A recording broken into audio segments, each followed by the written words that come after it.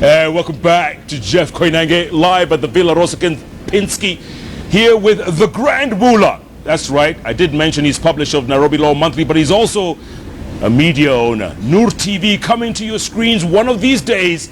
Do I get a job? It's yours. And also Farah Maalim, former Deputy Speaker, former MP for Lagdera. He's running for Garissa Town. Aiden Duale, watch out. Mohammed Waliye, all the way from Saudi Arabia somewhere, right? Yes, yeah. yes. He says, tell Ahmednasir it is culturally wrong to argue with his uncle.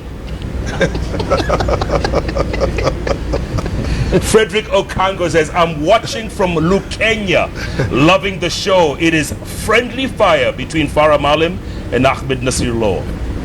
Tweets coming in thick and fast. Diana Morira says, my living room is alight. Call the fire brigade.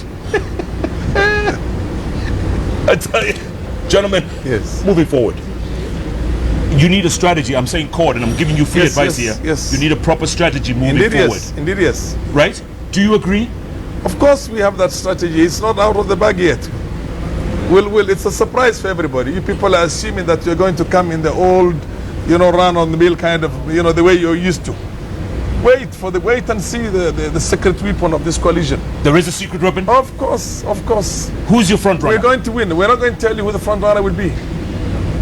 Who's his running mate? No. That's basically what the secret but that we are holding. But one of the the arrangement that is going to come out. The arrangement. Because one of the three is going to leave. It's going to surprise you. Nobody's going to leave. You'll be surprised. Nobody's going to leave. You know what is so unfortunate about this politics of Kenya is that 2017, imagine the choice between the guys who are in power and the guys who are in power the last 20 years. I mean, it's so tired politics, I mean, what choice do you have in terms of, in terms of values, in terms of vision, when the contest is between someone who has been in politics or in power for 30 years? Such a common face. Now, who has been in power for 30 years? We are tired of these faces so much. Who has been in power for 30 years? It doesn't make sense, Why? It doesn't make sense. Absolutely not. This the tragedy about Kenya is, young guys, whether they are men or women, fresh guys, guys in their 30s, guys in their 40s.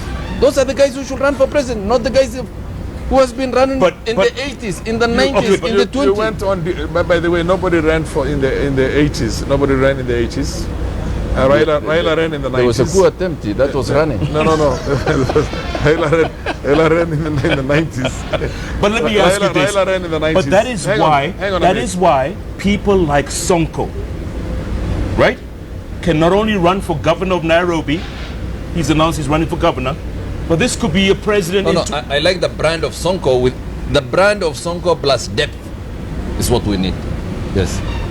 So he needs more depth. He needs more depth. Okay, what about Waititu, who, by the way, the story came out today that he never got a degree? Jeff, let me tell you. Jeff, let me tell you. We need people like Waititu with substance also. Jeff, finesse. Let me tell you. Go on. We say digital. What did we get? Digital theft, digital corruption, digital squandering of the resources of this country. Money trails, it moves from one place to the other place, suddenly stops because there's a digital problem in there. You know what I mean? We have a digital problem. Initially, we were saying this old man, God, we are all yearning for the days of Kibaki and yearning for the days of Moi when it comes to the amount of corruption. We miss Kibaki, don't we? Of course we miss No, him. it's true. I mean, Kibaki was a great administration. And of course, the days Raila was the prime minister himself, things were different. Oh, I'm sorry. I thought you said you went Nusumkate. The Nusumkate. It was like 10-15%, but even that 10-15%, substantively, we made a change, we made a difference. Right. We made a difference. Parliament did a good job. The government was on its toes all the way. We had a serious parliament, you know what I mean? And we debated everything there. But having said that, this government is a disaster, and you will only get to know these things as we keep on going and we start paying the debts. Their popularity is up there. As we start paying the debts, my friend, we'll be paying the debts. They said we were going to have a double-digit, what do you call growth? We don't have a double-digit growth. We're at 6% and growing. Absolutely. No, double-digit, 10 and above. No double-digit growth. We have double-digit or triple-digit. Well, rather it's double-digit, but a big double-digit corruption and theft of the state resources. You know what I mean? We were supposed to unify the country. The country is not unified. It's become a unity, ethnopoly, Whose fault is that? A duopoly. Whose fault is that? The government of the day, Raila and Uhuru and Ruto. Who else? Let me tell you. Hang on a minute. Let me tell you about these things. We have all these problems right now in the country. The country is even more divided. Institutions are failing. Corruption is runaway. But court is not the solution. You see, that's where you don't understand. I mean, Farah, you are good in prognosis of the problem, but court is not the solution. What's What's the diagnosis? Oh, the diagnosis is there. Yes, yes. The prognosis is there. Yes, yes. So how do you treat? Court is not the solution because court is from the past. We want people who can give us a vision for the future. And that's why I'm saying, if the contest is between this digital, as you say, and the analog, you will again lose it. I'd rather have the analog with only $1.8 billion, what do you call debt, than have a digital with $7.5 billion and still going, by the way. The only way if you want to replace this government is to bring vision for the future, different characters, different blood, different ideas. But if you come from the same ideas, the same guys who lost in the last election, you will lose it again. Do you accept that Kibaki brought a good change in the country? Yes, I accept. But how many times did Kibaki lose an election, and how old was he when he took over power? No, you have quite old. No, he was quite old. He's missing the point. He's missing the point. Kibaki was an improvement, such a huge improvement on Kanu.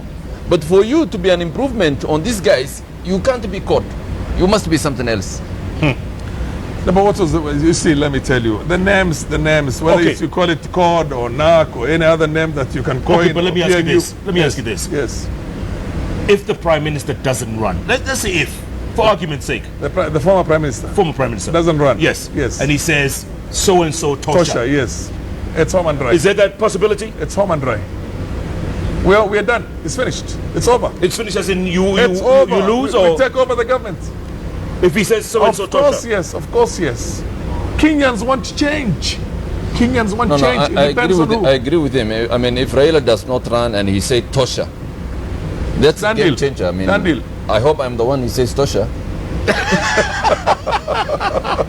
But you're refusing the Chief Justice job. You don't want it. No, that's too small. But if he says Tosha, that one I want to. But I agree with Farah. If Raila and this, these other two guys say that we don't want this seat, we want someone else, Tosha, that's a game changer. Could that person what makes you think that somebody else could not be said Tosha? Just wait, hang in there, and you'll see how things are going to. Yeah, you have your own problems. You can't even beat Dwale in your own town of Garissa. Yeah, but I have not run against Dwale. He never won against a very small boy whom I sponsored against him last time. He lost by 3,000 votes, and he's going to lose now by a margin of inshallah, 15 maybe 20,000 votes. It'll be too hard for you even to rig him in. But just watch. That is the registered votes. The whole no. The registered votes are going to about 50-something thousand now. No, serious. You have registered enough. Oh, serious. Just wait. Hold your horse and relax and just wait for the results. It'd be too difficult for you even to do any rigging. You literally have to. I don't know what you're going to do. Okay, as we're winding down, Mheshimiwa, let me ask you this question. You have to do the Matiba Gidrav Meru type. You know what? Because Gidrav Meru got 7,700 votes. Right. And Matiba got 14,000. Yes. In that same famous Mololongo. Gidrav was given 14,000 and Matiba was given 700. And by the way, we're not far away from that. I mean, the way things are going. No, the way the country is going now. That's what my question was leading to. And the abuse of my power question was leading to that. Is Kenya better now than it was 5 years ago? It's seriously worse, and Ahmed will agree with me on that. By far worse. Everything has run away. Gremula? Corruption, runaway corruption. There are many things this government has failed to achieve. I mean, everybody admits that. Corruption, institution, this government has been fighting a lot of institutions. For example, the JEC, the judiciary. They have not implemented the constitution. You see, the good thing about Kibaki is that he was enthusiastic in implementing the constitution. Changes. He was for that idea. He wanted to move this country. You can't say that for this government. But the only problem we have, and I've said this many times, is that CORD, I refuse to believe, and it is true, that CORD is not the alternative to these guys. He needs a new... You refuse to believe that CORD is alternative to this. It's not the alternative. But we just said that depending on who becomes the flag bearer. No, but you see, if you said... No, I said that's a game changer. It's unlikely first you will say Tosha. It's unlikely. In the unlikely event, there's 1% chance. In the unlikely event it happens. Then it's a game changer. It's a game changer. Relax and hold your horse. Hold your horse. But there have been some positive changes in Jubilee, haven't there? No, no, absolutely. Oh my absolutely. God. They have been, they have been. Mention one. What do you have? Anything you have to write home about? Tell me. No, connecting electricity to all primary schools. My God, Yeah. this was the REA, Rural Electrification Wait a minute. Authority program. The healthy program. No. Devolution. There's a lot of progress. Devolution. No, but devolution is a constitutional, what do you call thing? There was no way that But they would have done. implementation. Hang on a minute. It More had to road- be implemented. I come from Mandera and and Garis and Wajir. For the first time, Mandera and Wajir have Tarmac 20 kilometers tarmac road. 25, The first actually, time. to be exact, 25. The first time. For Wajir, 25. tarmac. 25 kilometers. Are you serious? I may take my car there. And by the way, let me tell you, what he's not telling you is that those tarmac roads are not part of the responsibility of the county governments. But because the central government has failed to give us any more than 9 kilometers of tarmac road in the whole of northern Kenya, when they are concentrating them on other places, particularly the mountain area where you come from, they failed to do that for us because of the nepotism and all that. So you're building it yourselves? No, we had to build. I mean, the governors decided in their own wisdom, what do we do? Let's just use these resources. We should have served other purposes for the tarmac roads. I thought you was going to say code build the roads. No. But these are code. What do you call? One of them is a code governor. The governor for Wajir is a code governor. The other one is a Jubilee governor. Yes. Wajir, you get a minute. Closing thoughts going forward. We have a country to protect, all of us. And I think let's not just see these things in the narrative of CORD and Jubilee. And let's not just see it in the power play itself. Let us reflect, sit back, and try and save our country from literally going over the cliff. Because we're very close to that. We're very close to that. What you have to understand is that Kenyans had a lot of there's no faith in the domestic process, any process, legislative process, judicial process, electoral process. Nobody has a faith in that. Then we put in our faith in the external, the international or universal jurisdiction of the ICC. That has also failed Kenyans. I can tell you for sure. And Kenyans are suffering. There's 1,300 Kenyans who were butchered. Nobody has gone to court. Nobody is serving jails because of that. The fact that 2 or 3 or 6 people were taken out there and they were finally released again for lack of evidence, in some cases mistrial, doesn't mean that justice that these people were yearning for and the victims were yearning for was never delivered. And then what we have to look at the way corruption is now. You can literally buy your way around. Our elephants are disappearing. You get my point. Our institutions are being round down. And Kenyans are suffering. They're getting poorer and poorer. We're not creating more jobs. Theft has also, at that high level, in the billions of shillings and dollars, has also gone exponentially. So we're in trouble. Yeah. This country needs a prayer. We need prayers. Seriously, get the Christians, get the Muslims, get everybody to pray. Let the leaders come together. We need a dialogue. More than anything else, we need a dialogue. Yeah. But I mean, the country needs prayers, but it needs something bigger than prayers, which is adherence to the law of the land, observing the law of the land, obeying the law of the land. The problem with this country is we build institutions. When we came, there was an agenda 4. We reconstructed the whole judiciary. We brought IEBC. We brought other independent constitutional offices. Now CORD, thanks to God, they are destroying all those institutions. They are storming one after another. Today it is the IEBC, tomorrow it's the Supreme Court, the next day it is... I mean, we can't have a country where you build institutions, put so much effort, then just because somebody wants, to change the narrative of the game, you destroy again. Then, after 5 years, you will say, oh, we want IEBG, let us reconstitute this, let us rebuild this. We can't be going on like that. We are, as I say, we are constitutional democracy. There are rules for the game. For example, if you don't want, for example, someone to hold an office, there's a procedure to remove that person. If that procedure does not work for you, I mean, don't start shooting the guy. Yeah. Jeff, this country belongs to us. Absolutely. We have to look after it. Jeff, we are expressing our outrage because of the rots that Ahmed is talking about in this government and institutions. And can you right those wrongs? Of course, we need to. No, but you see, some of those institutions don't have to wait until we have our government. Let me tell you. Yes. When you are in the opposition, yes, and you have a problem with the government in power, you build your program and agenda and say, take it to the people of Kenya and say, these guys have failed. Put me in power, I will make the change when I go to power. But you can't demonstrate in the streets and destroy. Who's going to give you the power? Somebody whose server, whose server, IBC server, is being hosted by the same person who's hosting the server for TNA. So you guys want it hosted in Germany now? You want it in Germany? The server? Yeah. Well, you can have it anywhere else, but let's have a free and fair elections for God's sake. Farah doesn't get servers, does not take someone to state house. It is the people. No, it's the servers in this case. It is the people. The server and the Supreme Court. No. Why you lost last time is because there was 800,000 difference. It's not the server. It's not the IPM server. Or 8,000 votes. 8,000. You Let me ask you a real question. You avoided a runoff. Would you run for office? Second round. No. You avoided a second. It is good. It's good to sit where you sit. Ahmed can never win an election. Would you want to be the first Somali president of Kenya? Ahmednasir can never win an election anywhere. You really have to talk nice to people, and this is the way this guy talks. No, listen to me. Ahmednasir Tosha. No, listen to me. You know, there's this fallacy. But we'll appoint him. There's the fallacy that. Once the government let me finish. Appoint him somewhere. There's the fallacy that, you know, for you to change this country, you have to run for public office. I mean, we know why people run for public office. Yes. They want to put their hand in the till. That's the only reason you run. That's the only reason they run. We know that. No, we're not. No. But there are many people in the civil society, you know. Let me finish. Yes. There are many people in the civil society. There are many people in the private sector. Yes. We can't all run for offices, and I'm happy where I am. Ahmed. But let me tell you one thing. Yes. Politicians are the ones who run to steal, and that's the only reason. And now, if you hear everybody saying that I want to come back and I want to unseat, look at the race for governors. Why are Kenyans killing one another for governor? And all senators now want to be governors. It's because of the 3-4 billion going to the counties. I know, but Jeff, lawyers also steal money. When you give a fee note of 100 million or 200 million. No, the client, if you can't afford it, says I can't afford. That's also stealing. And in many cases, the taxpayers' money. Grandmula, what do you have to say about that? People don't understand.